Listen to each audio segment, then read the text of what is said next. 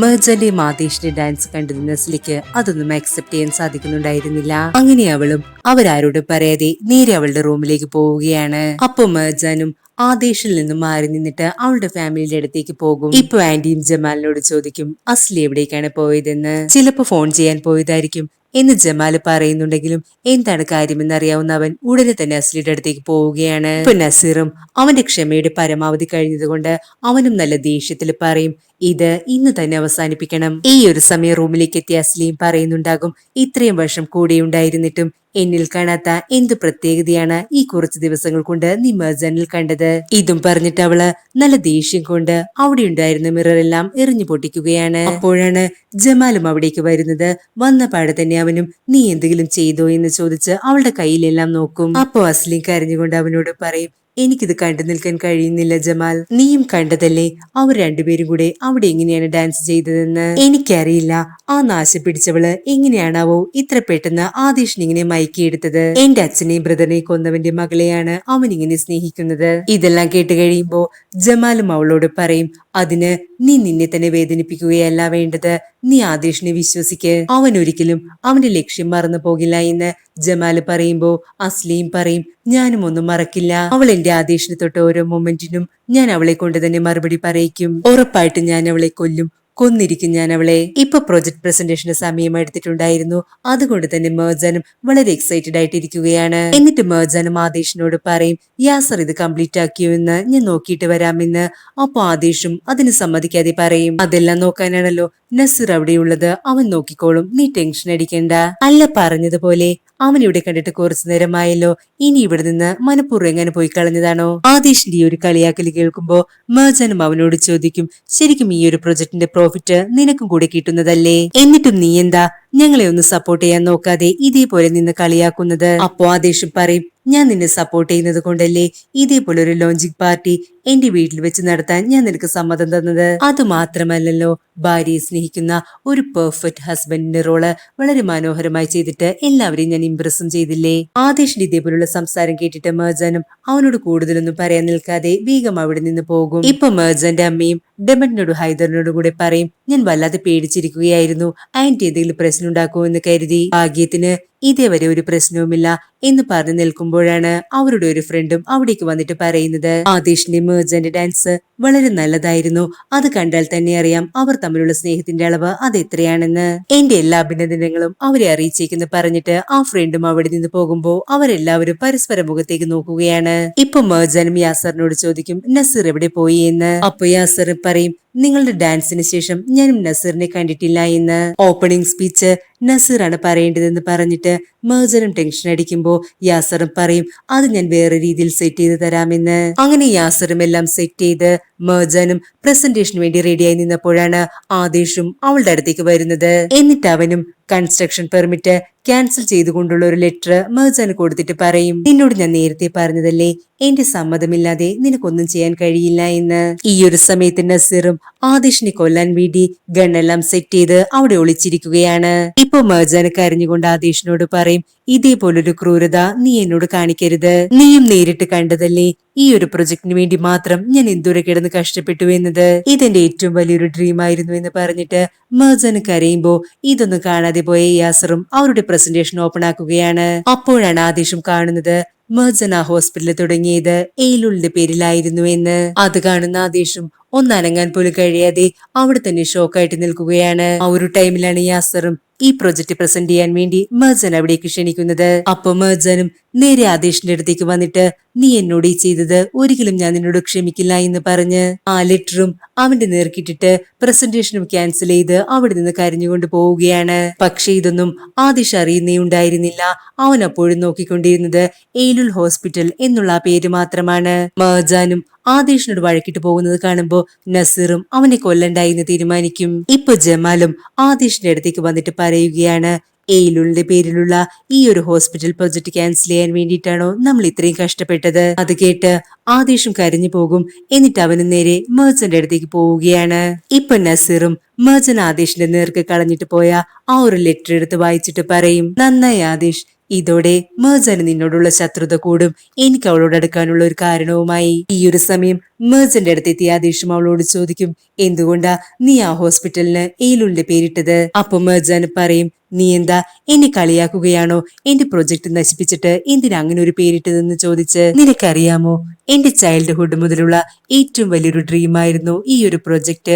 അതിനുവേണ്ടി മാത്രമാണ് ഞാൻ ആർക്കിടെക്ചർ പഠിച്ചത്. അതെല്ലാം നശിപ്പിച്ചപ്പോ നിനക്ക് സന്തോഷായി എന്ന് ചോദിച്ച മേജാനും ആദേശിനെ തള്ളി മാറ്റും. അപ്പോ ആദേശും മേജന്റെ കയ്യിൽ പിടിച്ച് അവളെ തടഞ്ഞുകൊണ്ട് പറയും, ഞാൻ ഇതിന് സമ്മതിക്കില്ല എന്ന് പറഞ്ഞിട്ട് നേരത്തെ ഞാൻ നിനക്കൊരു വാണിംഗ് തന്നതല്ലേ? അപ്പോഴെല്ലാം ഞാൻ പറയുന്നതൊന്നും കേൾക്കാതെ നിനക്ക് ഇഷ്ടമുള്ളതുപോലെയാണ് നീ കാര്യങ്ങളെല്ലാം ചെയ്തത്. ഇനി ഇതിന്റെ പ്രത്യാഘാതവും നീ തന്നെ അനുഭവിക്കണം. അപ്പോ മേജാനും, എന്താണ് നിനക്ക് എന്നോട് ഇത്ര പക?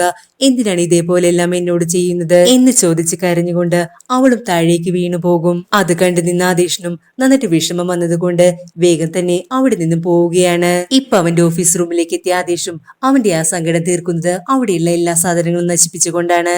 ഈ ഒരു സൗണ്ട് എല്ലാം കേട്ടിട്ട് അവിടേക്ക് വന്ന ജമാലിനോടും ആദേശ് ചോദിക്കും, അവൾ എന്തിനാ ഏലുലിന്റെ പേര് അവളുടെ പ്രൊജക്ടിന് ഇട്ടത്? എന്റെ അനിയത്തി അവൾ ഇപ്പോഴും എന്തിനാ ഓർത്തിരിക്കുന്നത് എന്ന് ചോദിച്ചുകൊണ്ട് ആദേശും ദേഷ്യപ്പെടുമ്പോ ജമാലും അവനോട് പറയും, മേജൻ ഏലുലിനെ ഇപ്പോഴും ഓർക്കുന്നുണ്ടെങ്കിൽ അതൊരു തെറ്റാണോ? അപ്പൊ അവനും ദേഷ്യപ്പെട്ട് പറയും, വേണ്ട, അവൾ എന്റെ അനിയത്തിയെ ഓർക്കണ്ട. അപ്പൊ ജമാല് പറയും, ആദേശ് ആദ്യം നിന്റെ ഈ ദേഷ്യം ഒന്ന് കുറച്ചിട്ട് നീ ഒന്ന് ആലോചിച്ചു നോക്കിയേ. മേജാൻ ഏലുലിനെ ഇപ്പോഴും മറക്കാൻ പറ്റുന്നില്ലെങ്കിൽ അതിന് കാരണം ഏലുൽ മേജാനെ അത്രയധികം സ്നേഹിച്ചത് കൊണ്ടായിരിക്കില്ലേ? ഇപ്പൊ നീ എന്തിനാ ഇത്രയധികം ദേഷ്യപ്പെടുന്നത്? ഈ ഒരു പ്രൊജക്ട് ക്യാൻസൽ ആകണമെന്നായിരുന്നില്ലേ നിന്റെ ആഗ്രഹം? അതേപോലെ അത് ക്യാൻസലായി. എന്നിട്ടും നിനക്ക് സങ്കടവും ദേഷ്യമൊക്കെ വരുന്നുണ്ടെങ്കിൽ അതിനുത്തരം പറയേണ്ടത് ഞാനല്ല, നീ മാത്രമാണ്. ഇതും പറഞ്ഞിട്ട് ജമാലും അവിടെ നിന്ന് പോകുമ്പോഴാണ് ആദേശും അവനോട് തന്നെ ചോദിക്കുന്നത്, ഞാൻ എന്തിനാ ഇത്രയധികം ദേഷ്യം മേജാനോട് കാണിക്കുന്നത്? അവളല്ലല്ലോ എന്റെ ശത്രു. ഇപ്പൊ മേജാനും റൂമിൽ ഉറങ്ങാൻ കഴിയാതെ ഇതേപറ്റിയെല്ലാം ചിന്തിച്ചിരിക്കുമ്പോഴാണ് ആദേശം അവിടേക്ക് വരുന്നത്. അത് കാണുമ്പോ തന്നെ മേജാനും വേഗം കയറി കിടക്കുകയാണ്. അത് കണ്ട ആദേശം അവളെ ഡിസ്റ്റർബ് ചെയ്യാതെ അവിടെ തന്നെ കിടക്കും. കുറച്ചു കഴിയുമ്പോ മേജാനും അവിടെ നിന്നിറങ്ങി പുറത്തേക്ക് പോയി നിന്ന് കരയുകയാണ്. ഇതെല്ലാം ആദേശം അവളുടെ പിന്നാലെ വന്ന് കാണുന്നുണ്ടായിരുന്നു. അടുത്ത ദിവസം ആദേശം ഓഫീസിലേക്ക് പോകാൻ റെഡിയാകുമ്പോ മേജനും അവിടേക്ക് റെഡിയായി വരുന്നത് കണ്ടിട്ട് അവനും ചോദിക്കും, നീ ഇതെവിടേക്കാണെന്ന്. അപ്പൊ മേജാന് പറയും, ഞാനും ഓഫീസിലേക്കാണ് പോകുന്നത്.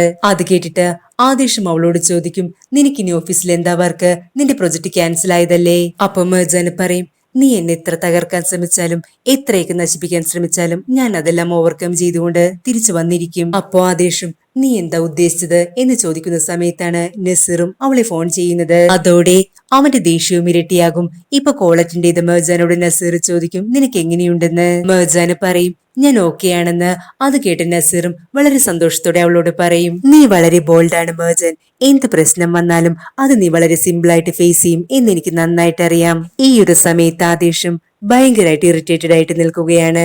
ഇപ്പൊ നസീർ പറയും, ഇനിയുള്ള പ്രശ്നങ്ങള് നമുക്കത് സോൾവ് ചെയ്യാമെന്ന്. അപ്പൊ മേജാനും, എനിക്ക് നിന്നെ വിശ്വാസമാണ് നസീർ എന്ന് പറയേണ്ട താമസം കൺട്രോൾ നഷ്ടപ്പെട്ടു പോയ ആദേശ് വേഗം തന്നെ വന്ന് അവളുടെ കയ്യിൽ നിന്നും ഫോൺ പിടിച്ചു വാങ്ങും. നീ എന്താണ് ഈ കാണിക്കുന്നത്? മര്യാദയ്ക്ക് എന്റെ ഫോൺ തിരിച്ചതാ എന്ന് മേജാൻ പറയുമ്പോ ആദേശം അവളോട് പറയും, നീ ഇനി അവനോട് സംസാരിക്കേണ്ട. ഈ ഒരു സമയത്ത് നസീറും എന്താണ് മേജാൻ അവിടെ പറ്റിയത് എന്ന് ചോദിക്കുന്നുണ്ട്. അപ്പൊ ആദേശം അവന്റെ ഫോൺ കട്ട് ചെയ്തിട്ട് മേജാന് ഫോൺ തിരിച്ചു കൊടുക്കും. അപ്പൊ മേജാനും ദേഷ്യപ്പെട്ട് പറയും, ഇതുപോലെയൊക്കെ ചെയ്താ ഞാൻ ഒരിക്കലും എന്റെ ലക്ഷ്യത്തിൽ നിന്നും പിന്മാറാൻ പോകുന്നില്ല. ഇതും പറഞ്ഞിട്ട് അവളും ഓഫീസിലേക്ക് പോകാൻ തുടങ്ങുമ്പോ ആദേശം അവളെ തടഞ്ഞിട്ട് പറയും, നീ വെറുതെ എന്നെ വെല്ലുവിളിക്കാൻ നിൽക്കണ്ട.